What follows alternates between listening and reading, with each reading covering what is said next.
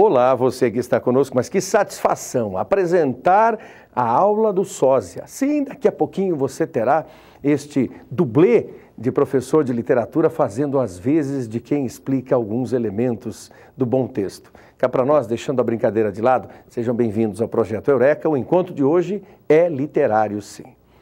A literatura é preponderante para nós nos entendermos. E olha como vale a pena. Vale a pena pensar em poemas muito simples, em prosas tão agradáveis e no conteúdo desses autores em 507 anos de história literária. Mas também vale a pena dizer a você que a leitura das obras é essencial não só para o vestibular, mas para toda a vida. E aí é interessante quando nos deparamos com autores e quando os alunos nos dizem, puxa, eu gostei de ter lido aquele livro ou eu me emocionei. Recentemente, alguns alunos chegaram para mim dizendo, professor, embora eu não tenha entendido alguns poemas de muitas vozes, eu gostei muito de Ferreira Goulart. Chorei ao ler o livro. Interessante que a obra literária tem essa capacidade mágica de nos fazer, às vezes, chegar às lágrimas. Interessante isso, não é? Por quê? Porque a arte, sensibilidade, tudo isso tem uma relação grande e imediata com todos nós. O vestibular se aproximando, você leu as obras, teve os resumos, a orientação em sala de aula, agora é hora de colocar na prática. Se a sua prova é de múltipla escolha, A, B, C, D, E, tome muito cuidado com duas alternativas que são razoáveis, uma que é péssima normalmente, e duas que podem ser as corretas. Dentre essas duas, uma é a resposta cheia. Como diria Nelson Rodrigues, na literatura, batata. Assinale essa. Boa aula e eis que o Sósia chega. Professor Marlos, faça um bom trabalho.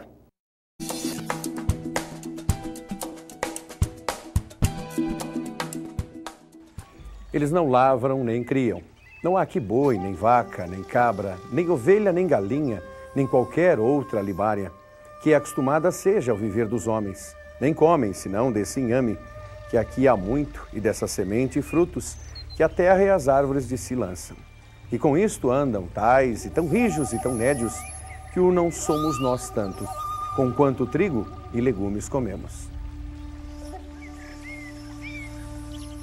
O texto que acabamos de ouvir é da carta de Pero Vaz de Caminha. No dia 1º de maio de 1500, portanto, cerca de 8, 9 dias da chegada dos portugueses ao Brasil, a Cabralha ou a Porto Seguro, a Bahia, vamos assim dizer, esta carta foi enviada ao rei Dom Manuel.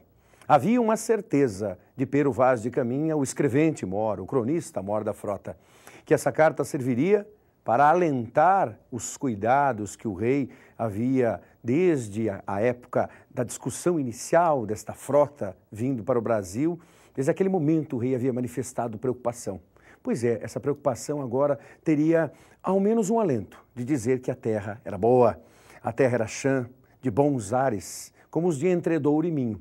E ali poder-se-ia plantar tudo, pois nada haveria que não florisse, naquelas terras que não florescesse. Mas não havia riqueza nem ouro. E é claro que isto se deu como um problema, porque os portugueses, e o estudante precisa ter isso bem claramente, os portugueses saíram das bandas portuguesas, do pequeno país de Portugal, com uma convicção bem clara, a convicção mercantilista, ou seja, trazer riquezas. Este era o primeiro aspecto da vinda dos portugueses nas 13 caravelas, depois 11 aqui chegando. O segundo aspecto que assessorava o primeiro era a catequese, que aliás justificava. Os portugueses não poderiam, sob hipótese alguma, simplesmente dizer vamos à busca de riquezas. Era necessário que a busca de riquezas estivesse próxima, estivesse caminhando ao lado, se possível, da catequese, da evangelização daquela gente, os índios, os bons índios de nossa terra, da terra brasileira, da terra de Veracruz, da ilha de Veracruz. Então, neste primeiro momento, é necessário que saibamos declaradamente das convicções portuguesas ao virem para cá. Chegaram no dia 21 para 22 de abril. Na verdade, 21 de abril especificamente, avistaram um monte muito alto, chamaram esse monte de Monte Pascoal, e a partir daí avistaram a terra. E essa terra, como disse há pouco, era chã e belíssima. Os portugueses encontraram no Brasil tudo que lhes era agradável num primeiro momento. Esse contato maravilhoso com o índio é muito bem expressado na carta de Pero Vaz de Caminha. E há um detalhe curioso quando se vê esse encontro.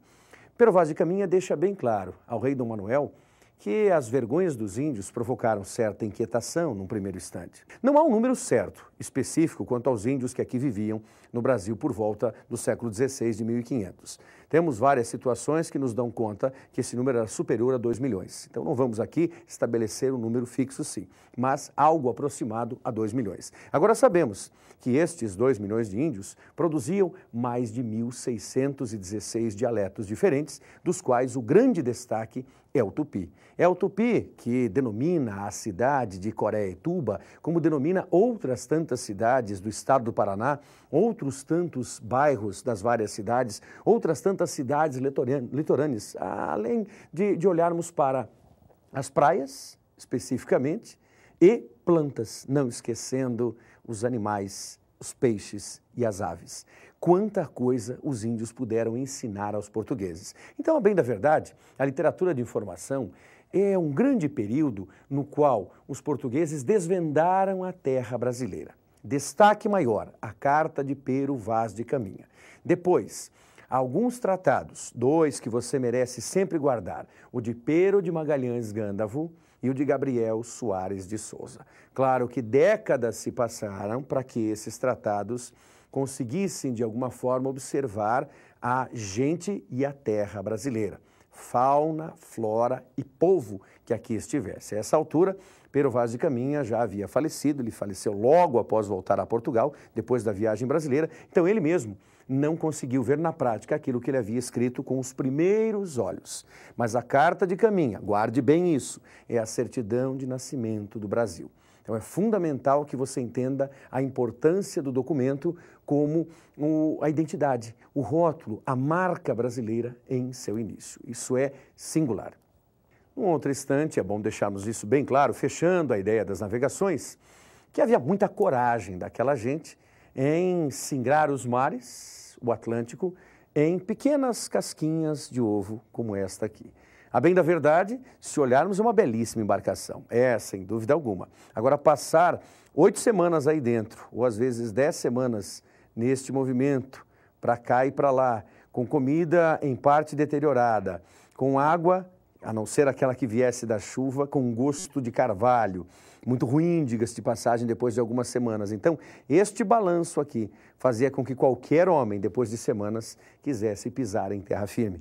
Por isso, a descoberta do Brasil também foi a tranquilidade do português em encontrar aquela nova terra, cheia de riquezas. Riquezas brasileiras que ornamentam ainda hoje muitas e muitas igrejas de Portugal.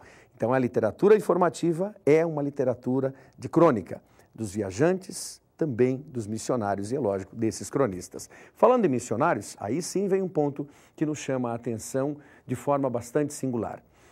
Se a parte de riquezas, ou seja, se as riquezas, o dinheiro, o vil metal, tinha sido o pressuposto desta vinda para o Brasil, a catequese precisava ter feito alguma coisa. Fez. 4 décadas se passaram até que a primeira missa fosse realizada em terras brasileiras, a primeira grande missa, por assim dizer. E há vários quadros espalhados em escolas, em bibliotecas e em livros que dão conta disso.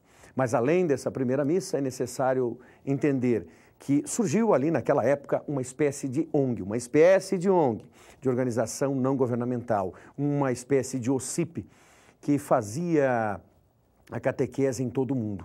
Era a ONG denominada de Companhia de Jesus.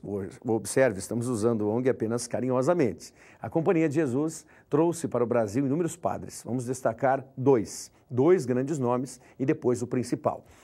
Padre Fernão Cardim, Padre Manuel da Nóbrega, 2 nomes essenciais para a nossa literatura de informação. Mas o grande padre mesmo foi a figura singular, inequívoca de José de Anchieta. José de Anchieta, pelos seus sermões, pela sua teatralização, pela forma do contato com os índios, este homem deixou marcas profundas na literatura brasileira num primeiro momento, na literatura dos jesuítas. Compreendamos, a literatura dos jesuítas é o anexo da literatura informativa. Então, ela está contida na literatura de informação. Estamos usando a variação de nomes, literatura informativa, de informação em quinhentismo, até para que você tenha isso sempre guardado quanto à diversificação. Por que quinhentismo? Porque estamos no primeiro período colonial de nossa literatura. Voltando a Anchieta, ele conseguiu estabelecer uma ligação muito boa com os índios. E ao fazer essa ligação plena com a gente indígena, ele compilou a primeira gramática brasileira. Então, Anchieta é grandemente responsável por ter nos oferecido uma gramática que dava os primeiros passos, dava a iniciação para que o contato entre o mamaluco português, o branco, e o mamaluco indígena se desse de maneira mais sólida. Quem dirá mamaluco? A literatura mostrará mais tarde. E você lembra que eu citei Oswald de Andrade? Pois é, Oswald de Andrade, então agora é a hora do poema de Oswald de Andrade, sempre ensejou dizer isso. Erro de português. O português descobriu o índio debaixo de uma bruta chuva. Que pena, ele dirá isso, que pena, bradando aos ares modernistas. Que pena porque, fosse um dia de sol, o índio teria descoberto o português. Então, este poema de Oswald de Andrade será mais tarde proferido por ele, fazendo alusão à estranha e errônea descoberta do Brasil pelas mãos, melhor, pelas embarcações, como vimos, dos portugueses. É a nossa boa literatura informativa. Aparece nos vestibulares? Raramente. Dá sinal de vida com Anchieta, principal nome. A certidão de nascimento, a carta de caminha. Gabriel Soares de Souza, Pero de Magalhães Gândavo.